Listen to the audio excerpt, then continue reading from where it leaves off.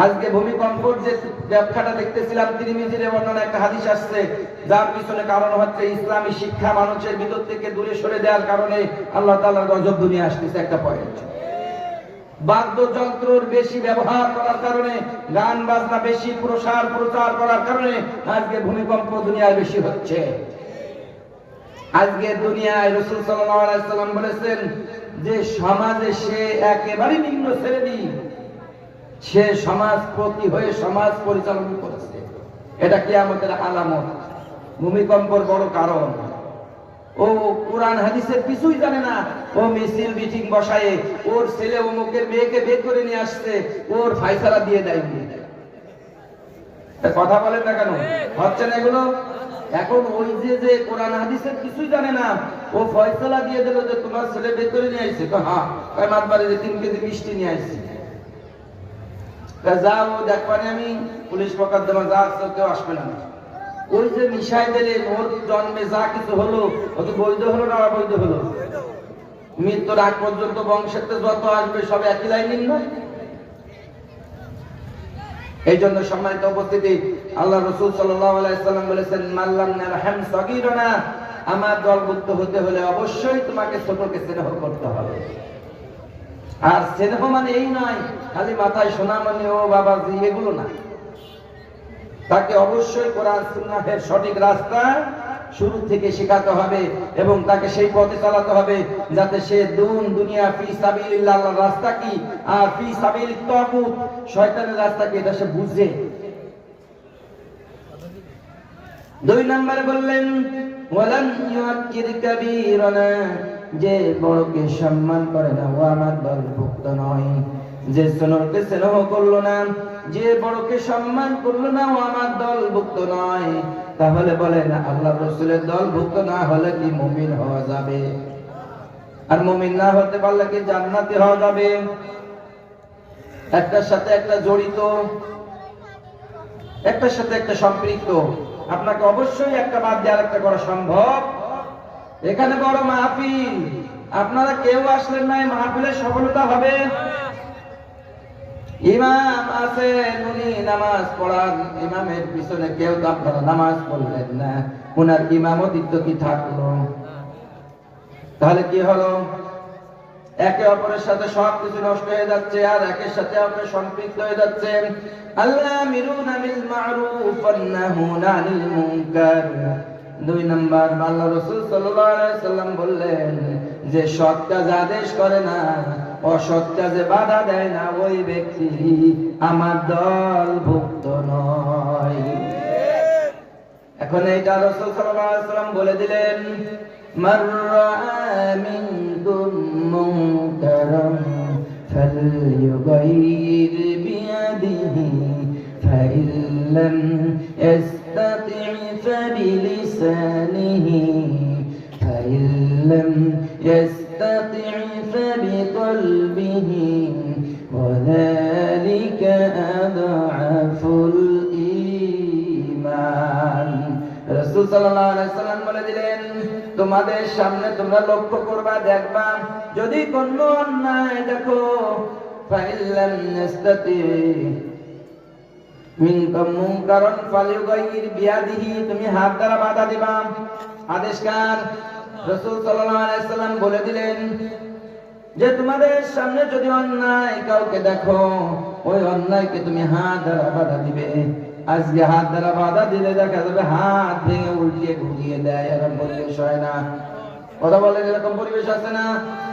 এই সময় আল্লাহ রাসূল সাল্লাল্লাহু আলাইহি সাল্লাম শিখিয়ে দিলেন, যদি এমন অবস্থা হয় ফাইল্লাম ইস্তাতি ফাবিলিসানিহি, যদি তার হাত দ্বারা বাধা দেওয়া না যায়, তাকে মুখ দ্বারা নিষেধ করতে হবে।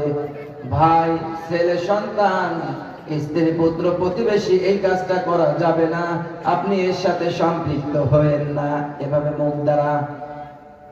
3 নম্বরে রাসূল সাল্লাল্লাহু আলাইহি সাল্লাম বললেন, এমনও কিছু সিচুয়েশন হয়, পরিস্থিতির সম্মুখীন হতে হয়, এমন সম্মুখীন হওয়ার সময় যদি হয়, বললেন ফাবিল্লাম ইস্তাতি' ফাবিকলবিহি, ওই ব্যক্তির ওই অন্যায়টাকে মনে মনে ঘৃণা করতে হবে।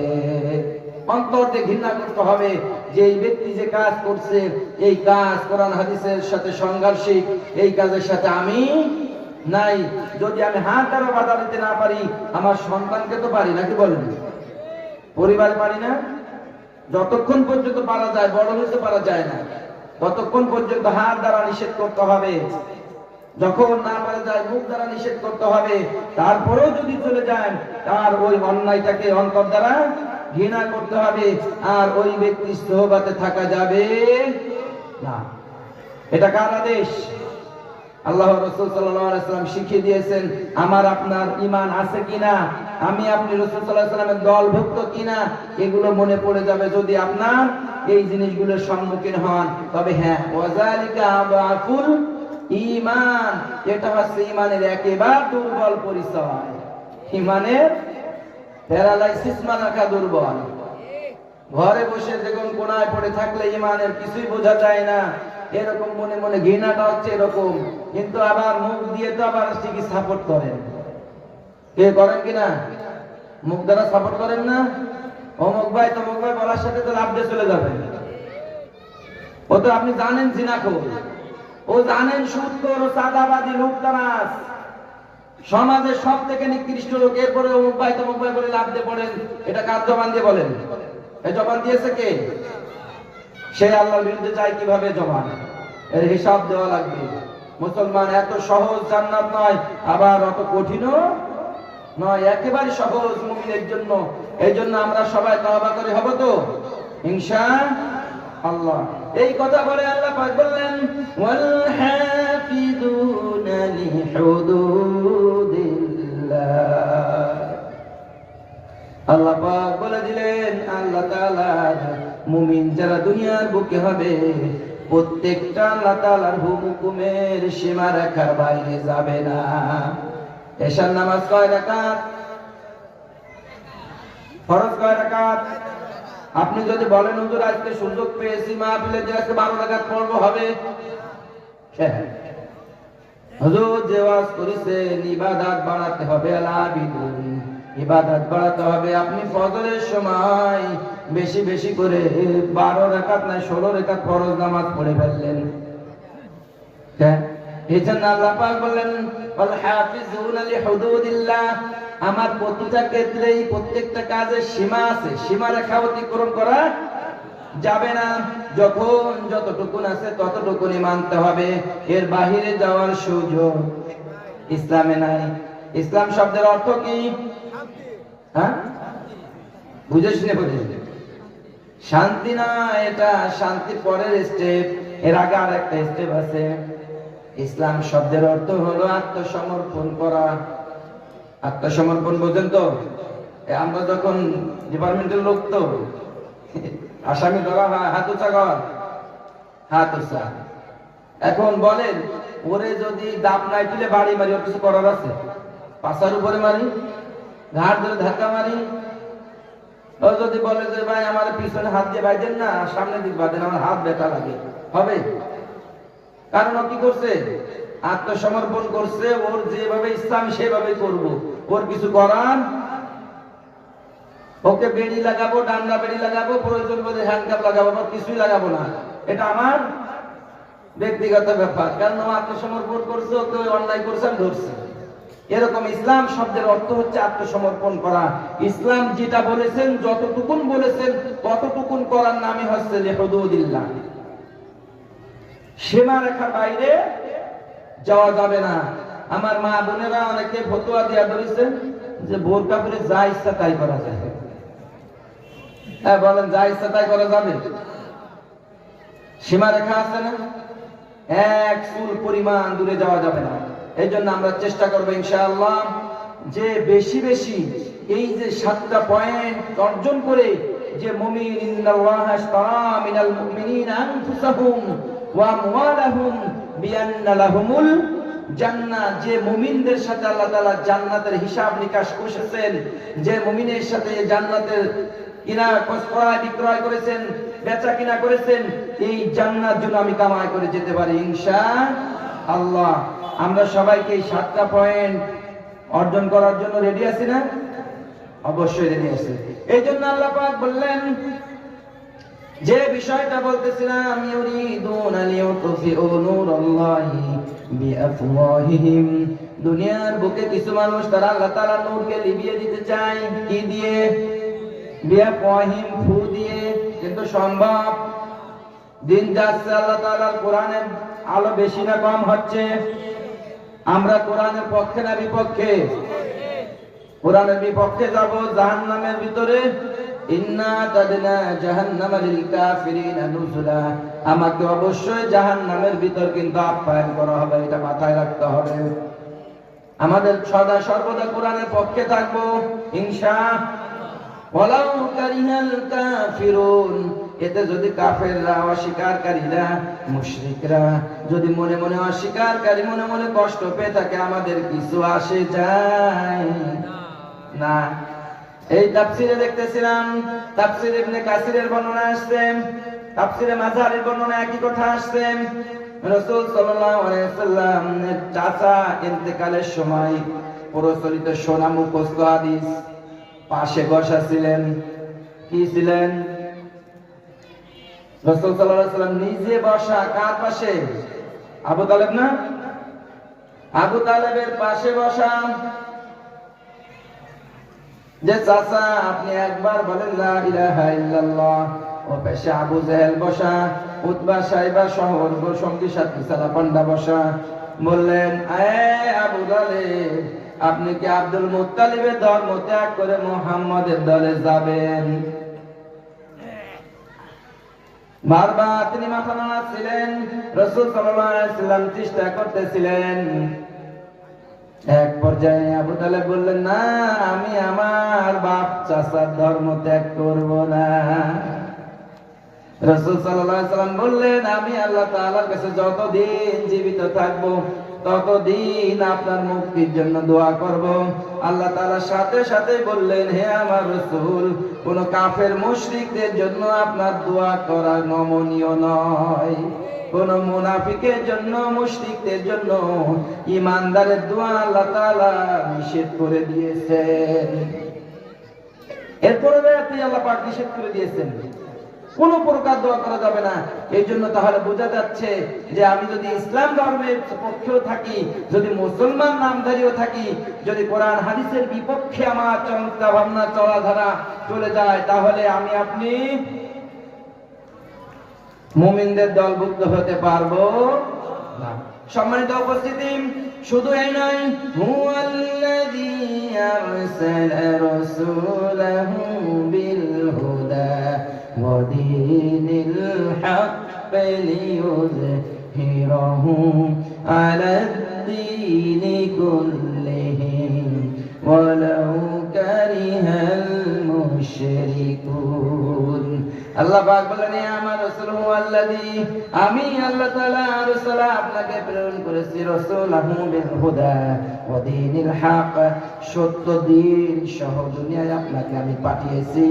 আপনার অনুসরণ যারা করলো, আপনার অনুকরণ যারা করলো, কোরআন অনুযায়ী জীবন যারা চালালো, এই ব্যক্তিগুলো লিইয়ুযহিরাহু আলাদ-দীনি কুল্লি, সুন্দর করে কান খুলে শুনে রাখো, দুনিয়ায় যত ধর্ম আছে না কেন, প্রতিটা ধর্মের উপরে আমি আল্লাহ তাআলা দ্বীন ইসলামকে বিজয় দান করে দিয়েছি।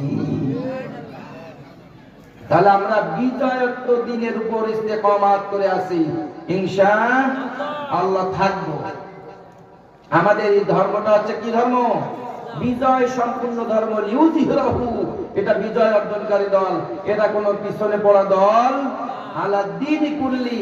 ও যত প্রকার ইসলাম নিয়ে যত প্রকার ভাঙভঙ্গি নিয়ে আসুক না কেন, কাজ হবে। ও যতই বলুক যে আমি ইসলামী দলের অন্তর্ভুক্ত, আমরা না, ওর সাথে আমরাও না, হিসাব শেষ। শুধু তাই নয়, ওয়ালাউ কারিহাল মুশরিকুন, এই কথা বলে আল্লাহ পাক বললেন, যদি এই কথার দ্বারা, এই কাজের দ্বারাই মুশরিকরা যদি নিজেদের অন্তরে ব্যথাও পায়, কষ্ট পায়, তাতে ঈমানদারের কিছু আসে যায় না।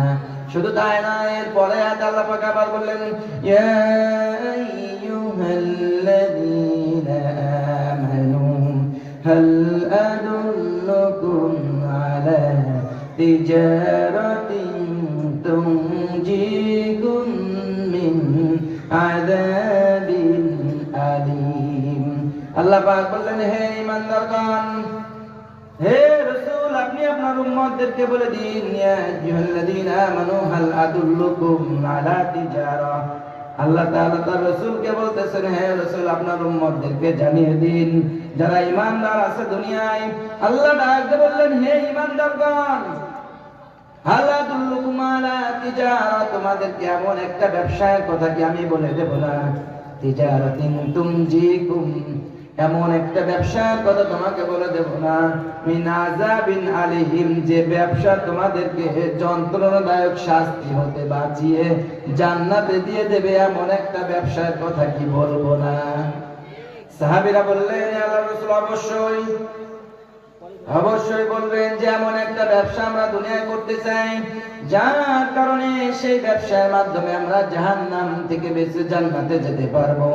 এই কথা বলে আল্লাহ পাক পরবর্তী আয়াতে বলে দিলেন, তুমিনুনা বিল্লাহি ওয়া রাসূলিহি ওয়া তুজাহিদুনা ফি সাবিলিল্লাহি বিআমওয়ালিকুম ওয়া আনফুসিকুম। আল্লাহ পাক বললেন, হে আমার রাসূল, যারা দুনিয়ার বুকে এমন একটা ব্যবসার কথা বলে দেন, যে ব্যবসা করলে নরনারী সকলেই দুনিয়া থেকে একমাত্র জান্নাত থেকে বেঁচে জান্নাতে যেতে পারবে, তার এক নাম্বার কারণ হলো তুমিনুনা বিল্লাহি ওয়া রাসূলি। ওই ব্যক্তিগুলো বা ব্যক্তিদ্বয় তারা ঈমান আনবে আল্লাহ তাআলার উপরে। তার উপর তাহলে ওখানেও ঈমানদার ওয়ালাদের গুনাহ বলি, এখানেও আল্লাহ পাক বলে দিলেন যে জাহান্নাম থেকে বাঁচতে হলে কার কাছে যেতে হবে? কি ব্যবসা করতে হবে? আল্লাহ এবং আল্লাহ রাসূলের জিন্দেগিটা আমার জিন্দেগির সাথে মিল করতে হবে। আল্লাহ তাআলার কথাগুলো এবং রাসূল সাল্লাল্লাহু আলাইহি ওয়াসাল্লামের জিন্দেগিটা আমার জিন্দেগির সাথে মিল করতে হবে। শুধু তাই নয়, ওয়াতুজাহিদুনা ফি সাবিলিল্লাহি বিআমওয়ালিকুম ওয়া আনফুসিকুম। হে রাসূল, ওই ঈমানদারদেরকে বলে দেন, যারা আমি আল্লাহ তাআলার প্রতি বিশ্বাস স্থাপন করলো, যারা আমার রাসূলের কথার উপর বিশ্বাস স্থাপন করলো, ওই সমস্ত মুমিনদেরকে বলে দিন, তারা জিহাদ করবে মাল এবং সম্পদ দিয়ে আমার রাস্তায়। ওয়াতুজাহিদুনা ফি সাবিলিল্লাহি বিআমওয়ালিকুম ওয়া আনফুসিকুম। এখানেও আল্লাহ পাক বললেন, জান এবং মাল দ্বারা আমার রাস্তায় যদি কেউ ব্যবসা করে, এই ব্যবসার মধ্যে কাজ হলো কি? আল্লাহ এবং আল্লাহ রাসূল সাল্লাল্লাহু আলাইহি ওয়াসাল্লামের প্রতি বিশ্বাস স্থাপন করা এবং আল্লাহ তাআলার রাস্তায় জিহাদ করা, জান এবং মাল দিয়ে। শুধু তাই নয়, আল্লাহ পাক বললেন, وتجاهدون في سبيل الله بأموالكم وأنفسكم ذلكم خير لكم إن كنتم تعلمون। এই ব্যবসাটা যে তোমাদের জন্য সব থেকে কল্যাণকর, এটা তোমরা যদি জানতে, তাহলে কেউ পরিত্যাগ করতে না। তাহলে আমি আপনি জিন্দেগিতে যে কয়দিন বেঁচে আছি, হয়তো বা খারাপ লাগছে কথাগুলো, যে আমরা যা করে আসতে হুজুর এখন তো সবই উল্টা যাচ্ছে গা, এখন কি করা যায়? এখন থেকে, আজ থেকে আমাকে আপনাকে এই দলের ভিতর শামিল করতে হবে। আমার সম্পদগুলো আজ থেকে খারাপ সম্পদ থেকে বেরিয়ে এসে সুদের সাথে সম্পৃক্ত থাকবে, সুদ থেকে ফিরে আসতে হবে। যদি আত্মসাৎকারী হয়, আত্মসাৎ থেকে ফিরে আসতে হবে। যদি বোন ভাইয়ের সম্পদ মেরে খায়, তার থেকে ফিরে আসতে হবে। যদি মেয়ের সম্পদ মেরে দিয়ে ছেলেকে বেশি দেয়, তার থেকে ঘুরিয়ে আসতে সাইজ করতে হবে। এগুলো করে ফিরে এসে আল্লাহ তাআলার রাস্তায় যেভাবে সম্পদ দিলে আর জান দিলে, আল্লাহ তাআলার কাছ থেকে যে ব্যবসা করলে, আল্লাহ তাআলা আমাদেরকে বললেন, ইয়াগফির লাকুম যুনুবাকুম ওয়া ইউদখিলকুম জান্নাতিন তাজরি মিন তাহতিহাল আনহার। আল্লাহ পাক বললেন, হে রাসূল, আমি এমন একটা ব্যবসার কথা বলে দিলাম, তারা যদি ঈমান আনে আমার প্রতি এবং আমার রাসূলের প্রতি, বিশ্বাস স্থাপন করে এবং তার জান এবং মাল দ্বারা আমার রাস্তায় জিহাদ করে, আমার দিনকে প্রতিষ্ঠিত করার লক্ষ্যে সব সময় তার চিন্তা ফিকির থাকে, ওই ব্যক্তিদেরগুলোকে আমি বলে দিলাম তারা যে ব্যবসা করছে এর বিনিময়ে আমি আগফির লাকুম তাদেরকে মাফ করে দিলাম। সুবহানাল্লাহ বলবেন না? কারণ আসলে তো ব্যবসার সাথে নাই, সুবহানাল্লাহ তো আসতেছে না, এই ব্যবসার সাথে তো আমরা নাই, আছি তো নিজের মন মুক্তি, যেমন মন চাচ্ছে অত্তাবাউশ শাহাওয়াত ফাসাউফা ইয়ালকাউনা গায়্যা। আল্লাহ পাক বলেছেন যারা দুনিয়ার বুকে নিজের মন মুক্তি চলবে ওরা যেন প্রস্তুত থাকে আমার আযাব অসাধন করার জন্য। এজন্য নিজের প্রবৃত্তি অনুযায়ী যা চলেছি আজ থেকে ফিরে আসতে হবে, তাইবুন হতে হবে, তওবা করে ফিরে আসতে হবে। আল আবিদুন ইবাদত যেগুলো ছুটে গেছে সেগুলোকে অন্তর্ভুক্ত করতে হবে জীবনের সাথে, সব কাজগুলোকে নিজের জীবনের সাথে বাস্তবায়ন করে ইয়াগফির লাকুম যুনুবাকুম। আল্লাহ পাক বলে দিয়েছেন যারা এই ক্ষমার অন্তর্ভুক্ত হবে তাদের সকল গুনাহ আমি মাফ করে দেব। শুধু গুনাহ মাফ করে দিয়ে আল্লাহ ছাড়বেন না। يغفر لكم ذنوبكم ويدخلكم جنات تجري من تحتها الأنهار। আল্লাহ পাক বললেন এমন একটা জান্নাত তাদেরকে দান করব যার তলদেশ দিয়ে নহর প্রবাহমান থাকবে। জান্নাত আদন, স্থায়ী জায়গা, কেউ তাড়িয়ে দেবে না, সারিয়ে দেবে না। কেউ কেউ বলেছেন তাফসীরকাররা জান্নাতের 7টা নাম আছে, একটা জান্নাতের নাম হচ্ছে আদন। এই আদন নামক জান্নাতে আমি তাদেরকে প্রবেশ করাবো। ওয়াদালিকা হুয়াল ফাউজুল আযীম। আল্লাহ পাক বললেন এটাই তোমাদের জন্য মহা সফলতা। তাহলে জান্নাত যারা পাবো এদের সফলতা কোথায়? পরিশেষ আল্লাহ পাক আমাদেরকে যে জান্নাত দান করবেন সে তার মূল নির্যাস হচ্ছে